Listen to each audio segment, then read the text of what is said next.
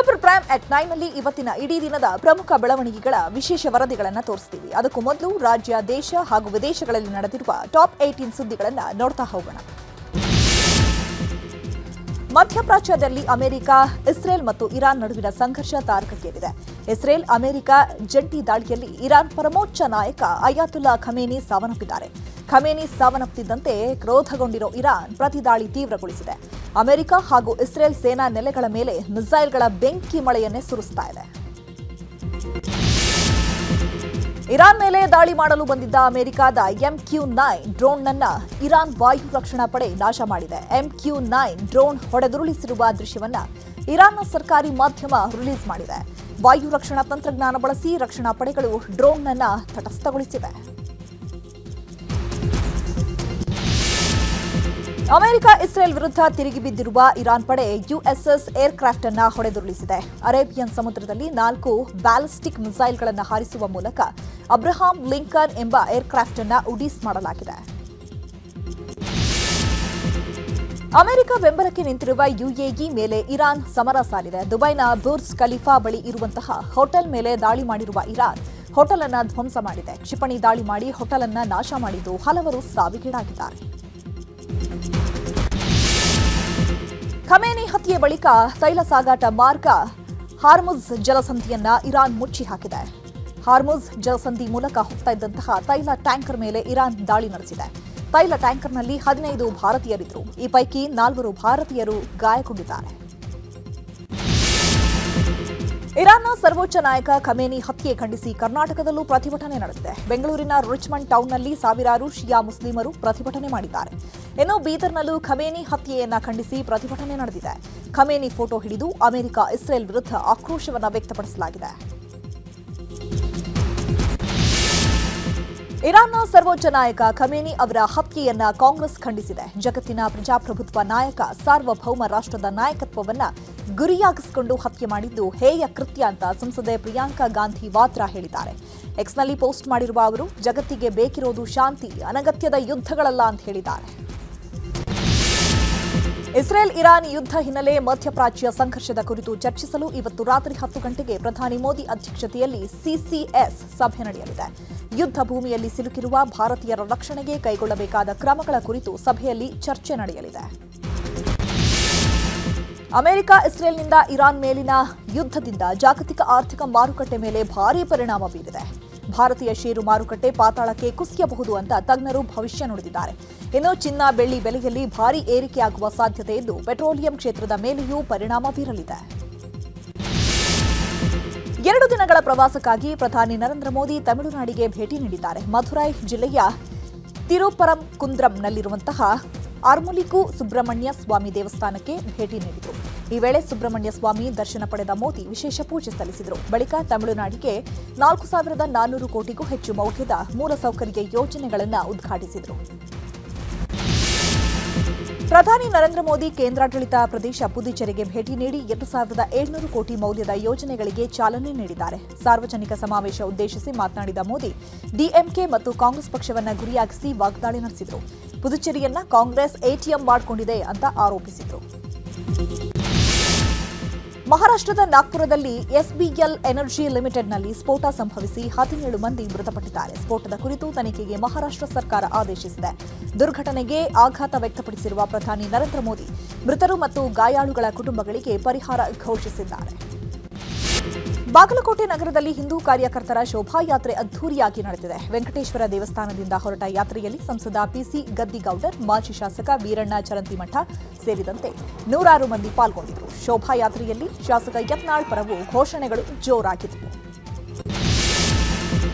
ಬೆಂಗಳೂರಿನ ಅಮೃತಹಳ್ಳಿ ಬಳಿ ವಿಲ್ಲಾದಲ್ಲಿ ಯುವತಿ ಮೇಲೆ ಅತ್ಯಾಚಾರ ಪ್ರಕರಣದ ತನಿಖೆಯನ್ನು ಪೊಲೀಸರು ತೀವ್ರಗೊಳಿಸಿದ್ದಾರೆ. ಪ್ರಕರಣದಲ್ಲಿ ಅನಿರುದ್ಧ್ ಸೇರಿದಂತೆ ಮತ್ತೆ 3 ಆರೋಪಿಗಳನ್ನು ಪೊಲೀಸರು ಬಂಧಿಸಿದ್ದಾರೆ. ಆರೋಪಿಗಳಾದ ನಿಖಿಲ್ ಹಾಗೂ ಡಿಕ್ಸನ್ ನೀಡಿದ ಮಾಹಿತಿ ಆಧರಿಸಿ ದಾವಣಗೆರೆಯ ಮಾಜಿ ಕಾರ್ಪೊರೇಟರ್ ಮಗ ಅನಿರುದ್ಧನ್ನ ಬಂಧಿಸಲಾಗಿದೆ. ಬೆಂಗಳೂರಿನ ಅಂಜನಾಪುರದಲ್ಲಿ ಭಾರೀ ಬೆಂಕಿ ಅವಘಡ ಸಂಭವಿಸಿದೆ. ಹಾಸಿಗೆ ತಯಾರಿಕೆಯ ಗೋಡೌನ್ಗೆ ಬೆಂಕಿ ಬಿದ್ದಿದ್ದು ಇಡೀ ಗೋಡೌನ್ ಹೊತ್ತಿ ಉರಿದಿದೆ. ಅಪಾರ ಪ್ರಮಾಣದ ಹಾಸಿಗೆ ದಿಂಬುಗಳು ಸುಟ್ಟು ಭಸ್ಮವಾಗಿವೆ. ಇನ್ನು ಗೋಡೌನ್ ಬಳಿ ನಿಲ್ಲಿಸಿದ್ದ ಕೆಲವು ವಾಹನಗಳು ಬೆಂಕಿಗಾಹುತಿಯಾಗಿದೆ. ಕೋಲ್ಕತಾದ ಈಡನ್ ಗಾರ್ಡನ್ಸ್ ಮೈದಾನದಲ್ಲಿ ಟಿ20 ವಿಶ್ವಕಪ್ನ ಸೂಪರ್ 8ರ ನಿರ್ಣಾಯಕ ಪಂದ್ಯ ನಡೀತಾ ಇದೆ. ಭಾರತ ಹಾಗೂ ವೆಸ್ಟ್ ಇಂಡೀಸ್ ತಂಡಗಳು ಮುಖಾಮುಖಿಯಾಗಿವೆ. ನಿಗದಿತ 20 ಓವರ್ಗೆ 4 ವಿಕೆಟ್ ನಷ್ಟಕ್ಕೆ ವೆಸ್ಟ್ ಇಂಡೀಸ್ ಒಟ್ಟು 195 ರನ್ಗಳನ್ನು ಕಲೆ ಹಾಕಿದೆ. ಗೆಲ್ಲಲು ಭಾರತಕ್ಕೆ 196 ರನ್ಗಳ ಟಾರ್ಗೆಟ್ ನೀಡಿದೆ. ಮಧ್ಯಪ್ರಾಚ್ಯ ಹೊತ್ತಿ ಉರಿತಾ ಇದೆ. ಅಣು ಒಪ್ಪಂದ ನೆಪದಲ್ಲಿ ಇರಾನ್ ಮೇಲೆ ಸಮರ ಸಾರಿರೋ ಅಮೆರಿಕ ಮತ್ತು ಇಸ್ರೇಲ್ ಪಡೆಗಳು ಸರ್ವಾಧಿಕಾರಿ ಅಯಾತುಲ್ಲಾ ಖಮೇನಿಯನ್ನ ಹೊಡೆದುರುಳಿಸಿವೆ. ಟೆಹರಾನ್ನ ತಮ್ಮ ಬಂಗಲೆಯಲ್ಲೇ ಸಭೆ ನಡೆಸುವಾಗಲೇ ಖಮೇನಿ, ರಕ್ಷಣಾ ಸಚಿವ ಸೇರಿದಂತೆ 7 ಮಂದಿಯನ್ನ ಹತ್ಯೆ ಮಾಡಲಾಗಿದೆ. ಜೊತೆಗೆ ಮಕ್ಕಳು, ಮೊಮ್ಮಕ್ಕಳು ಕೂಡ ಪ್ರಾಣ ಬಿಟ್ಟಿದ್ದಾರೆ.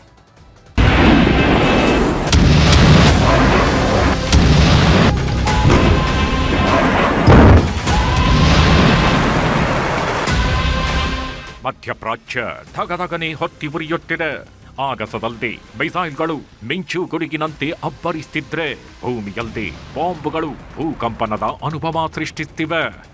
ಅಮೆರಿಕ ಹಾಗೂ ಇಸ್ರೇಲ್ ಜಂಟಿ ಸಮರಕ್ಕೆ ಇರಾನ್ನಲ್ಲದೆ ಬಾಂಬುಗಳು, ಮಿಸೈಲ್ಗಳ ಮಾರಕ ದಾಳಿಗೆ ಬೆಂಕಿ ಮಳೆಯೇ ಸುರಿತಾಗಿದ್ದು ಮನುಷ್ಯ ಮಾತ್ರವಲ್ಲ, ಪ್ರಾಣಿ ಪಕ್ಷಿಗಳು ಚೀತ್ಕರಿಸುತ್ತಿವೆ.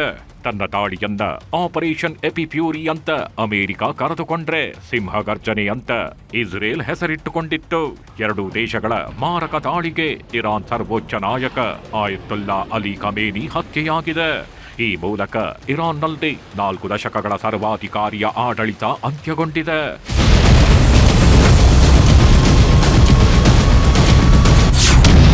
ಏಳು ಸುತ್ತಿನ ಭದ್ರಕೋಟೆಯಲ್ಲದೆ ಖಮೇನಿ ದೇಹ ಛಿದ್ರ. ಸಭೆ ನಡೆಸುತ್ತಲೇ ಪ್ರಾಣ ಬಿಟ್ಟ ಇರಾನ್ ಸರ್ವಾಧಿಕಾರಿ. ನಿನ್ನೆ ಬೆಳಗ್ಗೆ ದಾಳಿ ಆರಂಭಿಸಿದ ಇಸ್ರೇಲ್ ಮತ್ತು ಅಮೆರಿಕ ಪಡೆಗಳು ಬರೋಬ್ಬರಿ 900 ಟಾರ್ಗೆಟ್ಗಳನ್ನ ನಿರಾಯಾಸವಾಗಿ ಧ್ವಂಸಗೊಳಿಸಿದ್ವು. ಈ ವೇಳೆ ಪ್ರತಿಕಾರದ ದಾಳಿ ಬಗ್ಗೆ ಟೆಹರಾನ್ನಲ್ಲಿರುವ ತನ್ನ ಬಂಗಲೆಯ ಕಾನ್ಫರೆನ್ಸ್ ಕಚೇರಿಯಲ್ಲಿ ರಕ್ಷಣಾ ಸಲಹೆಗಾರ, ರಕ್ಷಣಾ ಸಚಿವ ಸೇರಿದಂತೆ ಹಲವು ಹಿರಿಯ ಅಧಿಕಾರಿಗಳ ಜೊತೆ ಸಭೆ ನಡೆಸುತ್ತಿದ್ರು ಖಮೇನಿ. ಇದೆಲ್ಲದರ ಮಾಹಿತಿ ಕಲೆ ಹಾಕಿದ್ದ ಸಿಐಎ ಅಧಿಕಾರಿಗಳು ಈ ಬಗ್ಗೆ ಸೇನೆಗೆ ಮಾಹಿತಿ ನೀಡಿತ್ತು.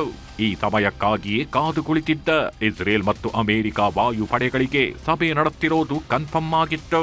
ಈ ವೇಳೆ ಪ್ರತಿ ದಾಳಿಗೂ ಸಮಯ ನೀಡದಂತೆ ಮಿಸೈಲ್ಗಳ ದಾಳಿ ನಡೆಸಲಾಗಿದೆ. ಅಲ್ಲಿ ಏನಾಯ್ತು ಅನ್ನೋ ಅಷ್ಟರಲ್ಲಿ ಇಡೀ ಅರಮನೆ ಧ್ವಂಸಗೊಂಡಿತ್ತು. ಈ ವೇಳೆ ಖಮೇನಿ ಮಾತ್ರವಲ್ಲ, ಖಮೇನಿಯ ಮಗಳು, ಅಳಿಯ ಮತ್ತು ಮೊಮ್ಮಗು ಕೂಡ ಸಾವನ್ನಪ್ಪಿದೆ. ಖಮೇನಿ ಅಡಗಿದ್ದ ಕಟ್ಟಡದ ಮೇಲೆ ಜಂಟಿ ದಾಳಿ ಭಯಾನಕ ಸನ್ನಿವೇಶ ಸೃಷ್ಟಿ ಮಾಡಿತ್ತು. ಖಮೇನಿ ಇದ್ದ ಕಟ್ಟಡಕ್ಕೆ ಒಮ್ಮೆಲೆ 30ಕ್ಕೂ ಹೆಚ್ಚು ಮಿಸೈಲ್ಗಳು ಅಪ್ಪಳಿಸಿದ್ವು. ಅಲ್ಲದೆ ಆತ್ಮಾಹುತಿ ಡ್ರೋನ್ಗಳಿಂದ ದಾಳಿ ಮಾಡಲಾಗಿತ್ತು. ದಾಳಿಯ ತೀವ್ರತೆ ಕ್ಷಣ ಮಾತ್ರದಲ್ಲದೆ ಇಡೀ ಕಟ್ಟಡವೇ ಧ್ವಂಸವಾಗಿತ್ತು. ಬಳಿಕ ಖಮೇನಿ ಹತ್ಯೆಯನ್ನ ಖಚಿತಪಡಿಸಿಕೊಂಡ ಸೇನೆ ಟ್ರಂಪ್ಗೆ, ನೆತನ್ಯಾಹುಗೆ ಖಮೇನಿ ಶವದ ಫೋಟೋ ರವಾನಿಸಿದ್ರು. ಶವದ ಫೋಟೋ ನೀಡಿ ಖಮೇನಿ ಹತ್ಯೆ ದೃಢಪಡಿಸಲಾಯಿತು.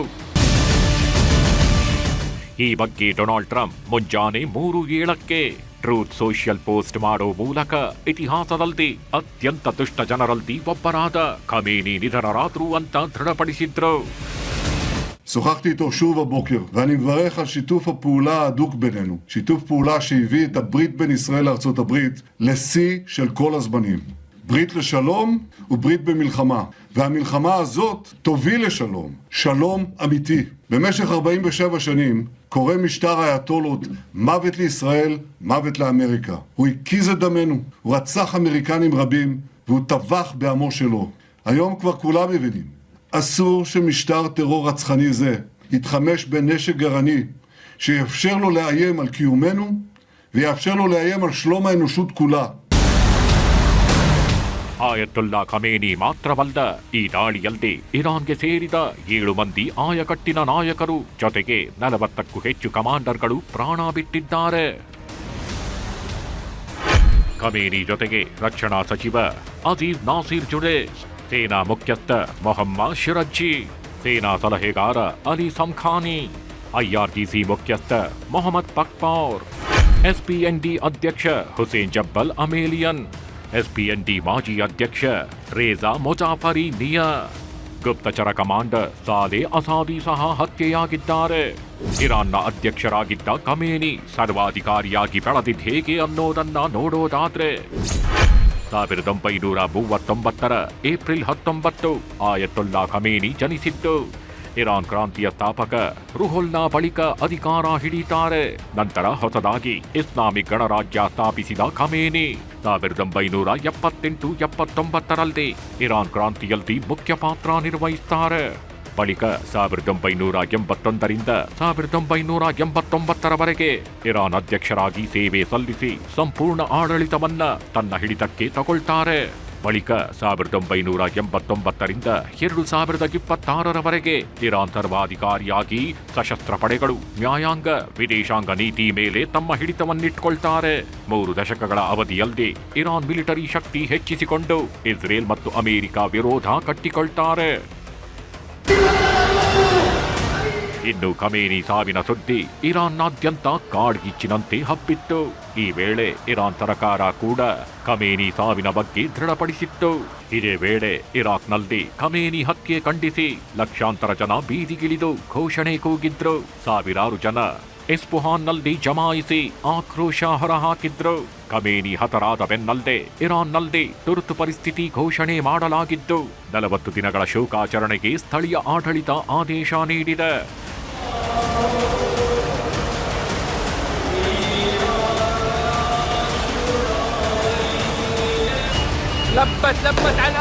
ಒಂದೆಡೆ ಖಮೇನಿ ಸಾವಿಗೆ ಆಕ್ರೋಶ ವ್ಯಕ್ತವಾದರೆ ಮತ್ತೊಂದೆಡೆ ಸಂಭ್ರಮವೂ ಜೋರಾಗಿತ್ತು. ಪ್ರಮುಖವಾಗಿ ಯುವ ಮಹಿಳೆಯರು ಸಂಭ್ರಮಿಸಿದ್ರು. ಇರಾನ್ ಮಧ್ಯಂತರ supreme leader Ali Reza Khamenei ಸಾವಿನ ಬಳಿಕ ಇರಾನ್ನ ಉತ್ತರಾಧಿಕಾರಿ ಯಾರು ಅನ್ನೋದು ಪ್ರಶ್ನೆಯಾಗಿತ್ತು. ತಮ್ಮ ಮೇಲಿನ ದಾಳಿ ವಿರುದ್ಧ ಹೋರಾಟಕ್ಕೆ ಉತ್ತರಾಧಿಕಾರಿಯ ಅಗತ್ಯವಿದೆ. ಹೀಗಾಗಿ ಖಮೇನಿ ಸಾವಿನ ಬಳಿಕ ತಕ್ಷಣವೇ ಮತ್ತೊಬ್ಬ ನಾಯಕನ ಹುಡುಕುವ ಅವಶ್ಯಕತೆ ಇರಾನ್ ಮೇಲಿದೆ. ಆದರೆ ಇದಕ್ಕೂ ಮೊದಲೇ ತುರ್ತು ಪರಿಸ್ಥಿತಿಯಲ್ಲಿ ಇರಾನ್ ಸರ್ಕಾರವನ್ನ ಮುನ್ನಡೆಸುವ ಶಕ್ತಿ ಬೇಕು ಎಂಬುದನ್ನು ಮೊದಲೇ ಅರಿತಿದ್ದ ಖಮೇನಿ ಅಲಿ ರೇಜಾ ಅವರನ್ನು ಗುಟ್ಟಾಗಿ ಆಯ್ಕೆ ಮಾಡಿದ್ದಾರೆಂಬ ಸುದ್ದಿಗಳು ಹರಿದಾಡುತ್ತಿದ್ದವು. ಸದ್ಯಾಗಿದೀಗ ಖಮೇನಿ ಚಾಪ್ಟರ್ ಅಂತ್ಯವಾಗಿದ್ದು ಇರಾನಿನ ಮಧ್ಯಂತರ ಸುಪ್ರೀಂ ಲೀಡರ್ ಆಗಿ ಇರಾನ್ ಹಿರಿಯ ಧರ್ಮಗುರು ಆಯತುಲ್ಲಾ ಅಲಿ ರೇಜಾ ಅರಾಫಿಯೇ ಆಯ್ಕೆಯಾಗಿದ್ದಾರೆ. ಖಮೇನಿ ಹತ್ಯೆ ಬಳಿಕ ಈಗ ಯುದ್ಧ ತೀವ್ರ ಸ್ವರೂಪ ಪಡೆದುಕೊಂಡಿದೆ. ಇರಾನ್ ಕೂಡ ಪ್ರತೀಕಾರದ ಶಪಥ ಮಾಡಿದೆ. Bureau report, news 18. ಖಮೇನಿ ಹತ್ಯೆ ಬಳಿಕ ಇರಾನ್ ಕೊತ ಕುದಿತಾ ಇದೆ. ಇಸ್ರೇಲ್ ಅಮೆರಿಕಾಗೆ ರಣವೀಳ್ಯ ನೀಡಿತು ಮಧ್ಯಪ್ರಾಚ್ಯದಲ್ಲಿನ ಸೇನಾ ನೆಲೆಗಳನ್ನು ಧ್ವಂಸ ಮಾಡ್ತಿದೆ. ದುಬೈ, ಕತಾರ್, ಕುವೈತ್ನಲ್ಲಿ ಬೆಂಕಿ ಮಳೆಯನ್ನೇ ಸುರಿಸ್ತಾ ಇದ್ದು 3ನೇ ಮಹಾಯುದ್ಧದ ಭೀತಿ ಎದುರಾಗಿದೆ.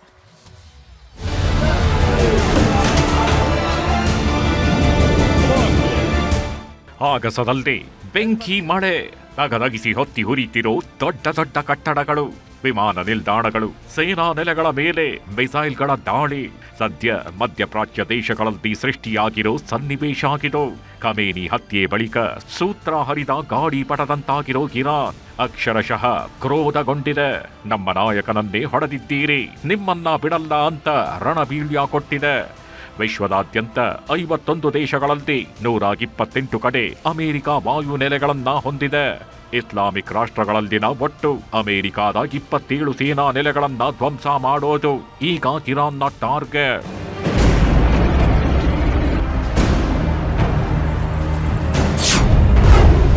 ಖಮೇನಿ ಹತ್ಯೆ ಬಳಿಕ ಬೆಂಕಿಯುಂಡೆಯಾದ ಇರಾನ್. ಪ್ರತೀಕಾರದ ಕೆಂಪು ಧ್ವಜ ಹಾರಿಸಿದ ಇರಾನ್ ಸರ್ಕಾರ. ಅಮೆರಿಕ ಇಸ್ರೇಲ್ ನಡೆಸಿದ ಜಂಟಿ ವೈಮಾನಿಕ ದಾಳಿಯಲ್ಲದೆ ಇರಾನ್ ಸರ್ವೋಚ್ಚ ನಾಯಕ ಆಯತುಲ್ಲಾ ಅಲಿ ಖಮೇನಿ ಹತ್ಯೆಗೀಡಾಗಿದ್ದಾರೆ. ಖಮೇನಿ ಹತ್ಯೆಯಿಂದ ಆಕ್ರೋಶದ ಜ್ವಾಲೆಯಲ್ಲಿ ಬೇಯುತ್ತಿರುವ ಇರಾನ್ ಪ್ರತೀಕಾರದ ಶಪಥ ಮಾಡಿದೆ. ನೋಡ್ತಿರಿ, ಈ ಬಾರಿಯ ನಮ್ಮ ದಾಳಿಗಳು ಭಯಾನಕವಾಗಿರಲಿವೆ ಅಂತ ಎಚ್ಚರಿಕೆ ಕೊಟ್ಟಿದೆ. ಆಪರೇಷನ್ ಟ್ರೂ ಪ್ರಾಮಿಸ್ 4 ಹೆಸರಲ್ಲಿ ರಣರಂಗಕ್ಕೆ ಇಳಿದಿದೆ. ಅದರಂತೆ ಖಮೇನಿ ಮೃತಪಟ್ಟ ಕೆಲವೇ ಗಂಟೆಗಳಲ್ಲಿ ಮಧ್ಯಪ್ರಾಚ್ಯದಲ್ಲಿರುವ ಅಮೆರಿಕ ಮತ್ತು ಇಸ್ರೇಲ್ ಸೇನಾ ನೆಲೆಗಳ ಮೇಲೆ ಇರಾನ್ನ ದಾಳಿಯ ತೀವ್ರತೆ ಹೆಚ್ಚಾಗಿದೆ. ಗಲ್ಫ್ ದೇಶಗಳನ್ನ ಗುರಿಯಾಗಿಸಿ ಕ್ಷಿಪಣಿ ದಾಳಿ ನಡೆಸುತ್ತಿದ್ದು ಬಹರೇನ್, ಸೌದಿ, ಯುಎಇ, ಕತಾರ್ ಮೊದಲಾದ ದೇಶಗಳ ಮೇಲೆ ಮಿಸೈಲ್ ಅಟ್ಯಾಕ್ ಮಾಡ್ತಿದೆ. ಅದರಲ್ಲೂ ದೋಹಾ, ಅಬುದಾಬಿ, ದುಬೈನಲ್ಲಿ ಬೆಂಕಿ ಮಳೆಯನ್ನೇ ಸುರಿಸುತ್ತಿದೆ.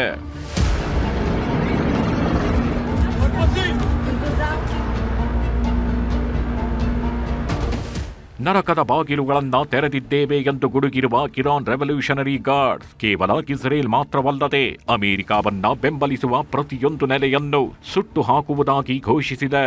ದುಬೈ ಅಂತಾರಾಷ್ಟ್ರೀಯ ವಿಮಾನ ನಿಲ್ದಾಣ ಮತ್ತು ಪ್ರವಾಸಿ ತಾಣಗಳಾದ ಪಾಮ್ ಐಲ್ಯಾಂಡ್ ಮತ್ತು ಬುರ್ಜ್ ಅಲ್ ಅರಬ್ ಮೇಲೆ ದಾಳಿ ಮಾಡುವ ಮೂಲಕ ಇರಾನ್ ಜಾಗತಿಕ ಆರ್ಥಿಕತೆಯ ಬೆನ್ನೆಲುಬನ್ನೇ ಮುರಿಯಲು ಯತ್ನಿಸಿದೆ. ಅಮೆರಿಕ ನೌಕಾಪಡೆಗೆ ಶಕ್ತಿ ಕೇಂದ್ರವಾಗಿರುವ ದುಬೈನ ಜೇಬಲ್ ಅಲಿ ಬಂದರನ್ನ ಧೂಳೀಪಟ ಮಾಡಲು ಇರಾನ್ ಪ್ಲಾನ್ ನಡೆಸಿದೆ. ಇನ್ನು ಕುವೈಟ್ನಲ್ಲಂತೂ ಆಕಾಶ ಮುಗಿಲು ಒಂದೇ ಆಗ್ತಿದೆ. ಕುವೈತ್ ಅಂತಾರಾಷ್ಟ್ರೀಯ ವಿಮಾನ ನಿಲ್ದಾಣದ ಮೇಲೆ ನಿರಂತರ ಮಿಸೈಲ್ಗಳ ಸುರಿಮಳೆಯೇ ಆಗ್ತಿದೆ.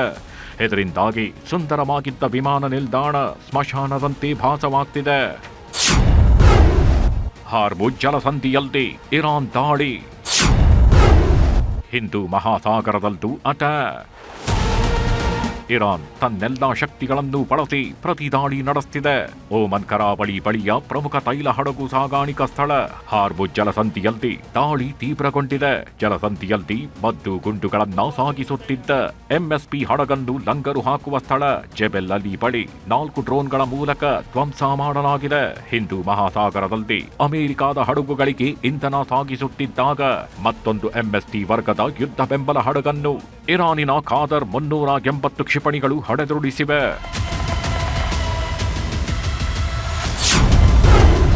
ಇಸ್ರೇಲ್ನ ವಿವಿಧ ನಗರದ ಮೇಲೂ ಇರಾನ್ ಅಟ್ಯಾಕ್. ಮತ್ತೊಂದೆಡೆ ಇಸ್ರೇಲ್ನ ಹೈಫಾ, ಟೆಲ್ ಅವೀವ್, ಜೆರುಸಲೆಂ ಸೇರಿದಂತೆ ವಿವಿಧ ನಗರಗಳ ಮೇಲೆಯೂ ಇರಾನ್ ನಿರಂತರ ದಾಳಿ ಮಾಡ್ತಿದೆ. ಈ ವೇಳೆ 200ಕ್ಕೂ ಹೆಚ್ಚು ಮಂದಿ ಸಾವನ್ನಪ್ಪಿದ್ದಾರೆ ಎನ್ನಲಾಗಿದೆ. ಅಲ್ಲದೆ ಹಲವು ಕ್ಷಿಪಣಿಗಳನ್ನ ಇಸ್ರೇಲ್ ಗಡಿಯಲ್ಲದೆ ಹೊಡೆದುರುಳಿಸುತ್ತಿದೆ.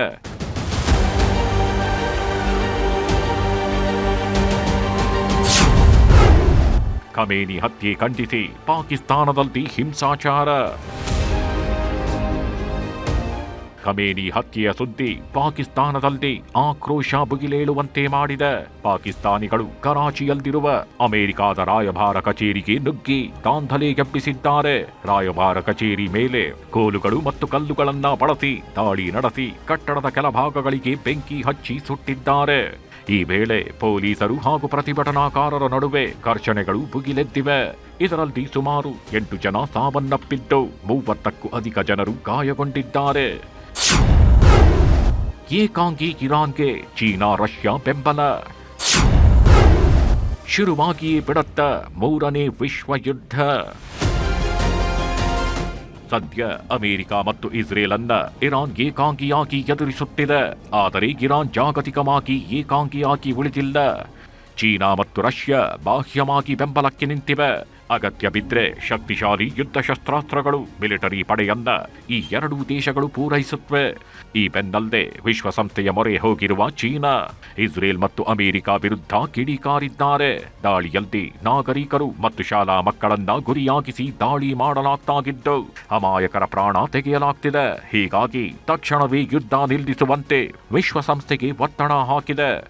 ಅಲ್ಲದೆ ರೆಡ್ ಲೈನ್ ದಾಟಿದ್ರೆ ನಾವು ಸುಮ್ಮನೆ ಕೂರಲ್ಲ ಅಂತ ಹೇಳೋ ಮೂಲಕ ಎಚ್ಚರಿಕೆಯನ್ನು ನೀಡಿದ್ದಾರೆ.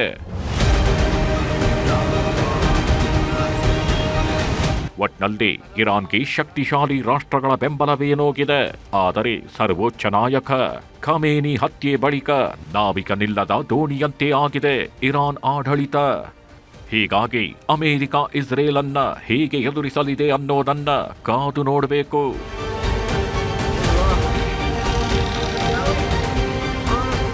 Bureau report, news 18.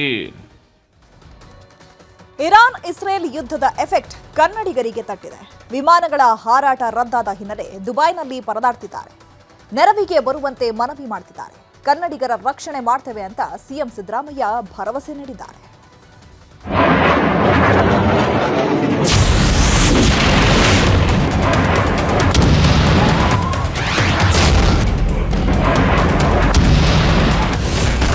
Israel Iran ಮಧ್ಯೆ ತಾರಕಕ್ಕೇರಿದ ಯುದ್ಧ, ತಾಯ್ನಾಡಿಗೆ ಬರಲು ದುಬೈನಲ್ಲಿ ಕನ್ನಡಿಗರ ಒದ್ದಾಟ. ಆಕಾಶದಲ್ಲಿ ಮಿಸೈಲ್ ನೋಡಿ.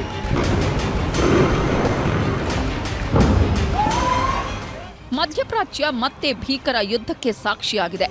ಇಸ್ರೇಲ್ ಅಮೆರಿಕ ಜಂಟಿ ದಾಳಿಗೆ ಇರಾನ್ ಅಕ್ಷರಶಃ ತತ್ತರಿಸಿ ಹೋಗಿದೆ. ಇಸ್ರೇಲ್ ಇರಾನ್ ಯುದ್ಧದ ಕರಿಛಾಯೆ ಜಾಗತಿಕ ವಿಮಾನಯಾನ ಕ್ಷೇತ್ರದ ಮೇಲೂ ಬಿದ್ದಿದೆ. ಟೆಹರಾನ್ನಲ್ಲಿ ನಡೆದ ಸರಣಿ ಸ್ಫೋಟಗಳ ಬೆನ್ನಲ್ಲೇ ತನ್ನ ವಾಯು ಪ್ರದೇಶವನ್ನು ಸಂಪೂರ್ಣ ಮುಚ್ಚಿದೆ. ಈ ಹಿನ್ನೆಲೆ ವಿಮಾನ ಹಾರಾಟ ವ್ಯತ್ಯಯವಾಗಿದ್ದು ದುಬೈನಲ್ಲಿ 150ಕ್ಕೂ ಹೆಚ್ಚು ಕನ್ನಡಿಗರು ಸಿಲುಕಿ ಒದ್ದಾಟವನ್ನ ಪಟ್ಟಿದ್ದಾರೆ.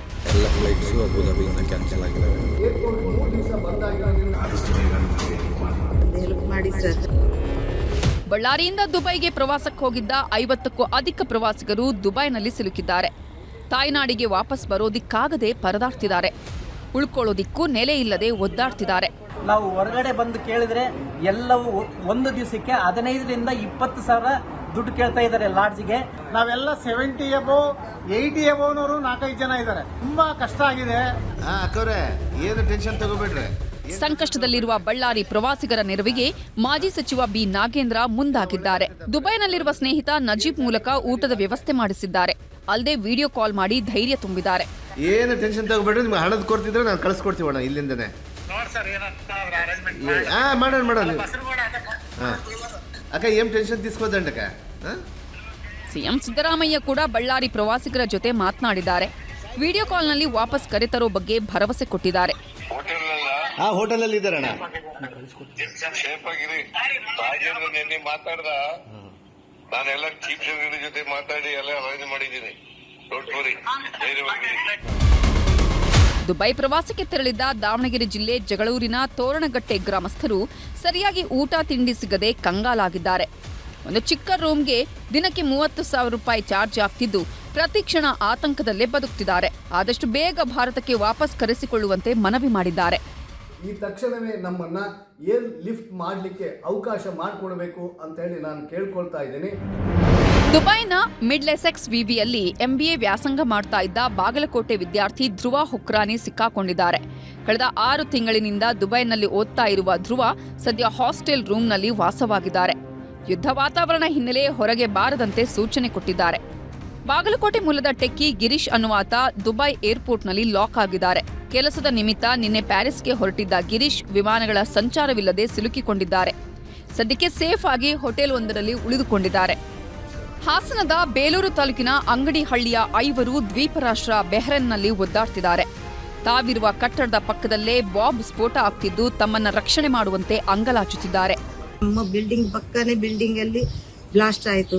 ತುಂಬಾ ನಮಗೆ ಹೆದರಿಕೆ ಆಯಿತು ಸರ್. ಅಲ್ಲಿಂದ ಜನ ಎಲ್ಲ ಸೇರಿ ನಮಗೆ ಹೊರಗಡೆ ತಂದು. ಇನ್ನು ಯುದ್ಧ ಪೀಡಿತ ಇರಾನ್ನಲ್ಲಿ ಚಿಕ್ಕಬಳ್ಳಾಪುರ ಮೂಲದ ಮೆಡಿಕಲ್ ವಿದ್ಯಾರ್ಥಿನಿ ಸಿಲುಕಿಕೊಂಡಿದ್ದಾರೆ. ಸೈಯದಾ ಮಪರೆ ಸೈನಬ್ ಅನ್ನುವರು ಇರಾನ್ನ ಕುಮ್ನಲ್ಲಿ ವಾಸವಿದ್ದಾರೆ. ಅಲಿಪುರದ ಮೀರ್ ರೋಷನ್ ಅಲಿ ಅನ್ನುವವರ ಪುತ್ರಿಯಾಗಿರೋ ಸೈನಬ್ ಟೆಹರಾನ್ನಲ್ಲಿ ಮೆಡಿಕಲ್ ವ್ಯಾಸಂಗ ಮಾಡ್ತಿದ್ದಾರೆ. ನಿನ್ನೆ ರಾತ್ರಿ ತಂದೆಗೆ ಕರೆ ಮಾಡಿದ ಸೈನಬ್ ಯುದ್ಧದ ಸ್ಥಿತಿ ಕುರಿತಂತೆ ಮಾಹಿತಿ ಕೊಟ್ಟಿದ್ದಾರಂತೆ. ಟೆಹರಾನಿಂದ ಕುಮ್ಗೆ ಅವರು ಹೋಗ್ಬಿಟ್ಟವ್ರೆ. ನಮ್ಮ ಹಳ್ಳಿಯವರು ಅಲ್ಲೇ ಇದ್ದಾರೆ. ಅವ್ರು ಹೇಳ್ತಾ ಇದ್ರೆ ನಾವು ಎಲ್ಲ ಸೇಫ್ ಆಗಿ ಇದ್ದೀನಿ ಅಂತ. ಬಿಗ್ ಬಾಸ್ ಖ್ಯಾತಿಯ ಡ್ರೋನ್ ಪ್ರತಾಪ್ ಕೂಡ ದುಬೈ ಏರ್ಪೋರ್ಟ್ನಲ್ಲಿ ಸಿಕ್ಕಾಕೊಂಡಿದ್ದು ಸಹಾಯಕ್ಕೆ ಮನವಿ ಮಾಡಿದ್ದಾರೆ. ಇದೇ ವೇಳೆ ನ್ಯೂಸ್ 18ನಿಂದ ಸಹಾಯವಾಣಿ ಸಿಕ್ತು ಅಂತ ಧನ್ಯವಾದ ತಿಳಿಸಿದ್ದಾರೆ. ನ್ಯೂಸ್ 18 ವಯಾಕಾಮ್ 18 ನೆಟ್ವರ್ಕ್ ಅವ್ರಿಗೆ ಎಲ್ರಿಗೂ ಥ್ಯಾಂಕ್ಸ್. ಎಲ್ಲ ಸೇಫ್ ಆಗಿದ್ದಾರೆ, ಇಲ್ಲಿ ಕಾಮ್ ಆಗಿದ್ದಾರೆ. ಯಾರ್ಯಾರು ಫ್ಯಾಮಿಲಿಯವ್ರು ನೋಡ್ತಾ ಇದ್ದೀರಾ, ಡೋಂಟ್ ನೀಡ್ ಟು ಪ್ಯಾನಿಕ್. ಎಲ್ಲ ಕ್ಷೇಮವಾಗಿ ದುಬೈಯಿಂದ ವಾಪಸ್ ಬರ್ತಾರೆ. ಅವ್ರನ್ನ ಕಳಿಸೇ ನಾವು ಬರೋದು, ಜೊತೆಲ್ಲೇ ಕರ್ಕೊಂಡು ಬರ್ತೀವಿ. ಸೇಮ್ ಫ್ಲೈಟಲ್ಲಿ ದುಬೈನಲ್ಲಿ ಸಿಲುಕಿರೋ ಕನ್ನಡಿಗರ ರಕ್ಷಣೆಗೆ ರಾಜ್ಯ ಸರ್ಕಾರ ಮುಂದಾಗಿದೆ. ಸಹಾಯವಾಣಿಯನ್ನು ಆರಂಭಿಸಿದೆ. ಅಲ್ಲದೆ ಕನ್ನಡಿಗರ ರಕ್ಷಣೆಗೆ ಕೇಂದ್ರದ ಜೊತೆ ಮಾತುಕತೆ ನಡೆಸಿದೆ. ಕನ್ನಡಿಗರ ರಕ್ಷಣೆಗೆ ಬದ್ಧ ಅಂತ ಸಿಎಂ ಸಿದ್ದರಾಮಯ್ಯ ಭರವಸೆ ಕೊಟ್ಟಿದ್ದಾರೆ. ಅಲ್ಲದೆ ಸುರಕ್ಷತೆ ಬಗ್ಗೆ ಕ್ರಮ ಕೈಗೊಂಡಿದ್ದಾರೆ. ಈ ಬಗ್ಗೆ ಸಿಎಂ ಸಿದ್ದರಾಮಯ್ಯ ಟ್ವೀಟ್ ಮಾಡಿ ಮಾಹಿತಿ ನೀಡಿದ್ದಾರೆ. ಒಟ್ಟಾರೆ ಯುದ್ಧದ ಮಧ್ಯೆ ದುಬೈನಲ್ಲಿ ಕನ್ನಡಿಗರು ಸಿಲುಕಿ ಪರದಾಡ್ತಿದ್ದಾರೆ. ಕೂಡಲೇ ಎಲ್ಲರನ್ನ ರಕ್ಷಣೆ ಮಾಡಿ ಕರೆತರುವ ಕೆಲಸ ಆಗಬೇಕಿದೆ. Bureau report, news 18. Iran supreme leader Khamenei ಹತ್ಯೆಯಿಂದ ಚಿಕ್ಕಬಳ್ಳಾಪುರದ ಅಲಿಪುರದಲ್ಲಿ ಶೋಕ ಮಡುಗಟ್ಟಿದೆ. ಖಮೇನಿ ಸಾವಿಗೆ ಕಣ್ಣೀರು ಹಾಕಿದ ಶಿಯಾ ಮುಸ್ಲಿಮರು ಬೃಹತ್ ಪ್ರತಿಭಟನಾ ಮೆರವಣಿಗೆ ಮಾಡಿ ಸಂತಾಪ ಸೂಚಿಸಿದ್ದಾರೆ. ಹಾಗಾದ್ರೆ ಅಲಿಪುರಕ್ಕೂ ಖಮೇನಿಗೂ ಏನ್ ನಂಟು ಅನ್ನೋದರ ಡೀಟೇಲ್ಸ್ ಇಲ್ಲಿದೆ.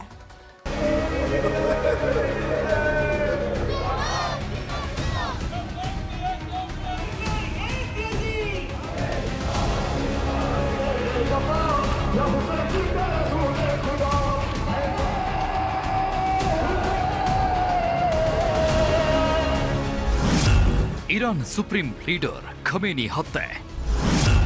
ಖಮೇನಿ ಹತ್ಯೆ ಖಂಡಿಸಿ ಅಲಿಪುರ ಬಂದ್. ಅಮೆರಿಕ ಇಸ್ರೇಲ್ ನಡೆಸಿದ ದಾಳಿಗೆ ಇರಾನ್ ಸರ್ವೋಚ್ಚ ನಾಯಕ ಖಮೇನಿ ಹತ್ಯೆಗೀಡಾಗಿದ್ದಾರೆ. ಖಮೇನಿ ಇನ್ನಿಲ್ಲ ಅನ್ನೋ ಸುದ್ದಿ ಕೇಳಿ ಮಿನಿ ಇರಾನ್ ಎಂದೇ ಕರೆಸಿಕೊಳ್ಳುವ ಗೌರಿಬಿದನೂರು ತಾಲೂಕಿನ ತೊಂಡೇಬಾವಿ ಬಳಿಯ ಅಲಿಪುರ ಶೋಕ ಸಾಗರದಲ್ಲಿ ಮುಳುಗಿದೆ. ಗೋಳಾಡಿ ಕಣ್ಣೀರು ಹಾಕಿದ ಜನ ಅಮೆರಿಕ ವಿರುದ್ಧ ಧಿಕ್ಕಾರ ಕೂಗಿ ಆಕ್ರೋಶ ಹೊರಹಾಕಿದ್ದಾರೆ. ಪ್ರತಿಭಟನೆ ಮಾಡಿ ಇಸ್ರೇಲ್ ವಿರುದ್ಧ ಬೆಂಕಿಯುಂಡೆ ಉಗುಳಿದ್ದಾರೆ. ಖಮೇನಿ ಹತ್ಯೆ ಸುದ್ದಿ ಗೊತ್ತಾಗ್ತಾ ಇದ್ದಂತೆ ಗ್ರಾಮಸ್ಥರು ಸ್ವಯಂ ಪ್ರೇರಿತವಾಗಿ ಅಂಗಡಿ ಮುಂಗಟ್ಟು ಬಂದ್ ಮಾಡಿ 20,000ಕ್ಕೂ ಹೆಚ್ಚು ಜನ ಸಂತಾಪ ಸೂಚಿಸಿದರು.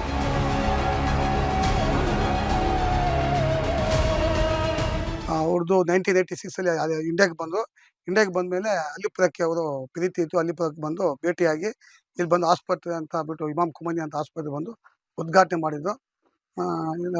ನಾವು ಈಗ ಇವತ್ತು ನನ್ನೆ ಅವರು ಡೆತ್ ಆದಮೇಲೆ ನಾವು 3 ದಿನ ಶೋಕಾಚರಣೆ ಬ್ಲಾಕ್ ಬಟ್ಟೆ ಹಾಕ್ಕೊಂಡು ಎಲ್ಲ ಬಂದ್ ಮಾಡಿ 3 ದಿವಸ ನಾವು ಶೋಕಾಚರಣೆ ಮಾಡ್ತಾ ಇದ್ದೀವಿ. ಖಮೇನಿ ನಿಧನಕ್ಕೆ ಕಂಬನಿ ಮಿಡಿದ ಗ್ರಾಮಸ್ಥರು 3 ದಿನಗಳ ಕಾಲ ಶೋಕಾಚರಣೆ ಮಾಡುತ್ತಿದ್ದಾರೆ. ಸ್ವಯಂ ಪ್ರೇರಣೆಯಿಂದ ಗ್ರಾಮಸ್ಥರು ಬಂದ್ ಮಾಡಿದ್ದಾರೆ. ಇನ್ನು ಖಮೇನಿ ಹತ್ಯೆ ಖಂಡಿಸಿ ಬೃಹತ್ ಪ್ರತಿಭಟನಾ ಮೆರವಣಿಗೆ ಮಾಡಲಾಯಿತು. ಶಿಯಾ ಮಸೀದಿ ಬಳಿ ನೆರೆದ ಸಾವಿರಾರು ಜನರು ಅಮೆರಿಕ ವಿರುದ್ಧ ಆಕ್ರೋಶ ವ್ಯಕ್ತಪಡಿಸಿದರು. ಇದೇ ವೇಳೆ ಅಹಿತಕರ ಘಟನೆ ನಡೆಯದಂತೆ ಪೊಲೀಸರು ಭದ್ರತೆ ಕೈಗೊಂಡಿದ್ರು.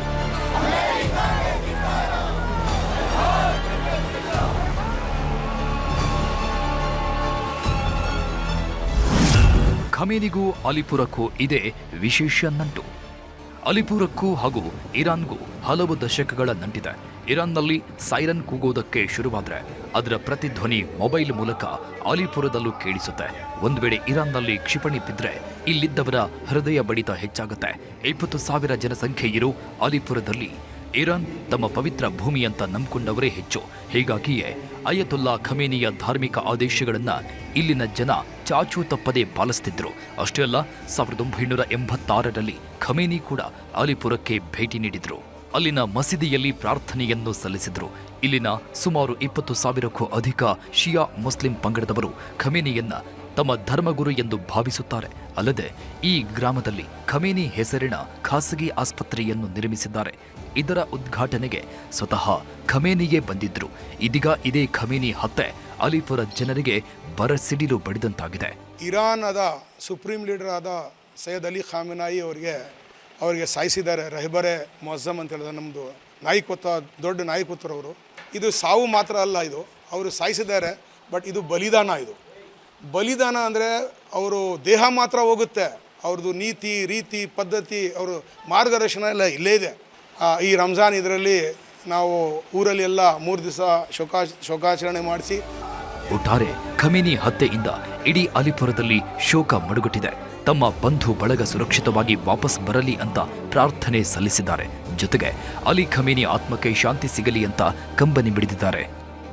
ದತ್ತಾತ್ರೇಯ, ನ್ಯೂಸ್ 18, ಚಿಕ್ಕಬಳ್ಳಾಪುರ.